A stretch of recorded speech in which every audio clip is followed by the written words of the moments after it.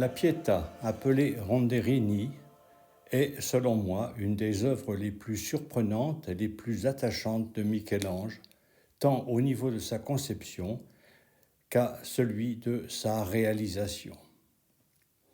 Pour comprendre cette œuvre, il convient d'abord de se référer à un des poèmes de Michel-Ange concernant le rôle de l'artiste quand il crée une sculpture. Remis en français de notre époque, ces 4 vers pourraient se traduire ainsi.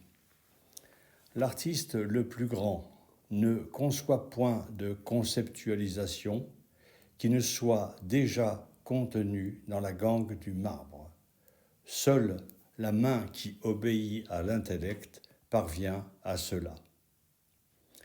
J'ai traduit à dessein le terme de concetto par celui de conceptualisation, bien qu'il soit anachronique pour cette époque, car il correspond bien à l'idée fondamentale de Michel-Ange qu'on peut résumer ainsi: la statue est déjà présente en devenir dans le bloc de marbre.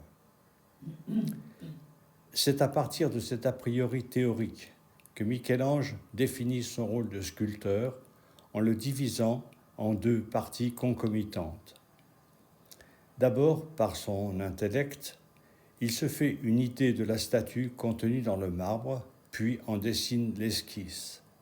Ensuite, sa main, guidée par son intellect, dégage de la gangue la statue en lui donnant la forme et en la faisant passer de virtualité à réalité.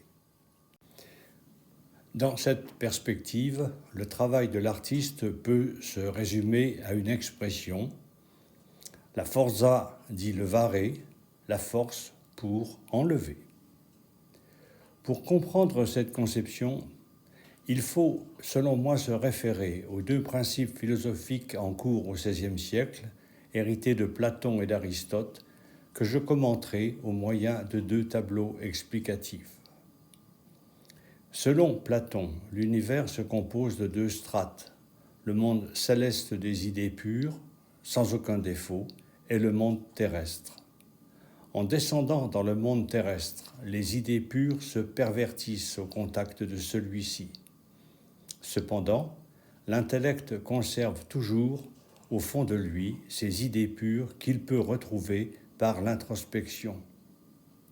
En reprenant les 2 premiers vers du poème et la phrase « qui ne soit déjà contenu dans la gangue de marbre », on peut imaginer que Michel-Ange s'est inspiré, en écrivant ce poème, des théories platoniciennes.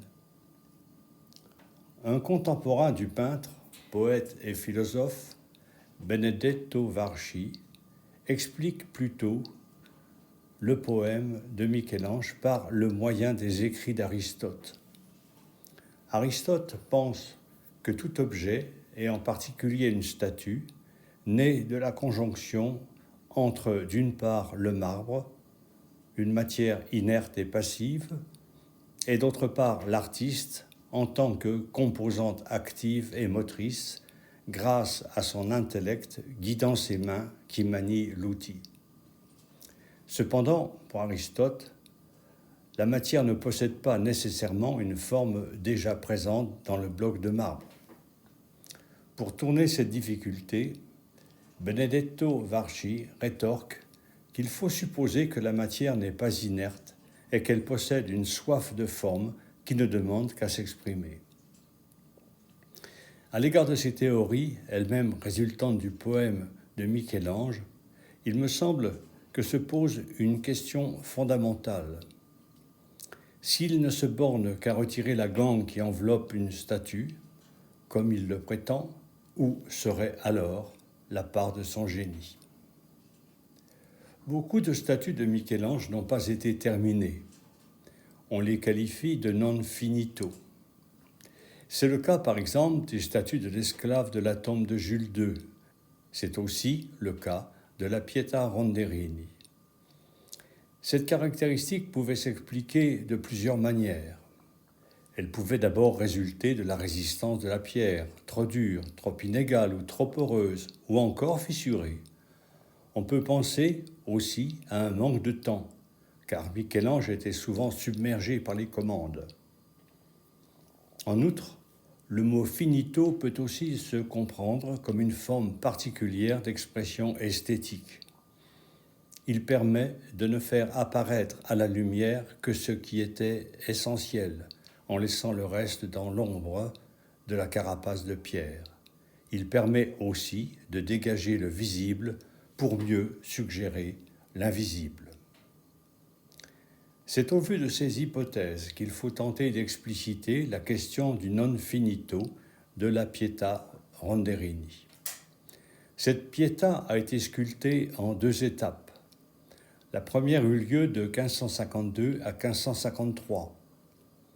Une esquisse, conservée à Oxford, permet d'imaginer l'aspect qu'aurait pu posséder cette statue. Marie, de ses 2 mains, soutient sous les aisselles le corps de son fils qui vient d'être descendu de la croix. Les 2 bras du Christ pendent le long du corps.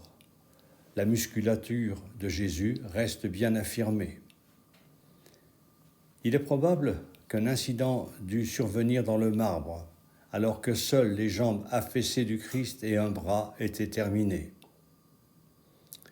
Michel-Ange reprit la statue 2 ans plus tard et la recomposa entièrement, ne laissant subsister de l'ancienne version que les 2 jambes et le bras droit.